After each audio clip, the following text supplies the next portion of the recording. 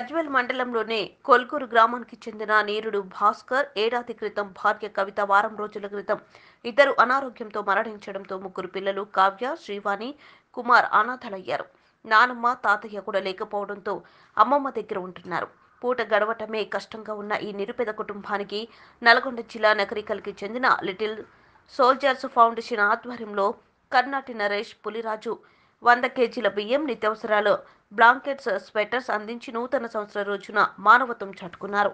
ఈ సందర్భంగా little soldiers foundation ప్రతినిధి నరేష్ మాట్లాడుతూ, మేము కొంతమంది ఒక వాట్సాప్ గ్రూప్గా ఏర్పడి గత 3 సంవత్సరాలుగా ప్రతి నెల 200 డొనేట్ చేస్తూ వచ్చిన డబ్బులతో ఇలా ఆపదలో ఉన్న వారికి సహాయం అందిస్తున్నామని తెలిపారు. ఇప్పటి వరకు మా గ్రూపుల్లో 260 సభ్యులు ఉన్నారని తెలిపారు. ఈ కార్యక్రమంలో బాలు, మైసయ్య, నరసింహ, సాయి కుమార్ పాల్గొన్నారు. సహాయం అందించిన లిటిల్ స్టోరేజ్ ఫౌండేషన్ ను గ్రామస్తులు ప్రశంసిస్తున్నారు.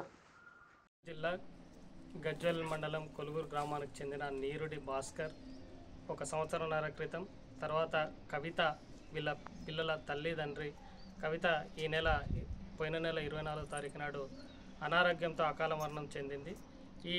ఈ మరణాన్ని వివిధ పత్రికలలో మా స్టూడెంట్స్ బాలు కానీ, సాయి కానీ, అన్న మైసన్న కానీ వెలుగులోనికి తీసుకొచ్చిన తర్వాత సంగారెడ్డికి చెందిన నరేష్ లిటిల్ సోల్జర్స్ వాళ్ళు ఒక 200 మంది ఫ్రెండ్స్ కలేసుకొని డబ్బులు కలేసుకొని అప్పుడప్పుడు అంటే నెలలో 1, 2, 3, 4 కుటుంబాలకంటే దీనమైన పరిస్థితిలో ఉన్న కుటుంబాలకు ఇవాళ చేయూతనిస్తూ వీళ్ళకు గ్రాసరీ ఐటమ్స్ ఇప్పించడం జరిగింది.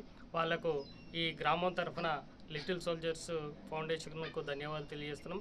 ఈ పిల్లల బంగారు భవిష్యత్తుకు ఇంకెవరైనా దాతలు సహాయం చేసి ముఖ్యంగా ప్రభుత్వము ఈ కుటుంబాన్ని ఆదుకోవాల్సిన అవసరం అవుతుంది. పెద్ద అమ్మాయి 6th క్లాసు, సెకండ్ అమ్మాయి 2nd క్లాసు, తర్వాత 18 నెలల బాబు ఉన్నాడు. ఒక చిన్న ఇల్లు ఉంది. వీళ్ళు అమ్మా నాన్న చనిపోవడంతో వీళ్ళు అనాథలైనరు. వీళ్ళు అనాథలేం కాదు, సమాజం తప్పకుండా వీళ్ళు ఎంబడి నడుస్తూ ఉంది. తప్పకుండా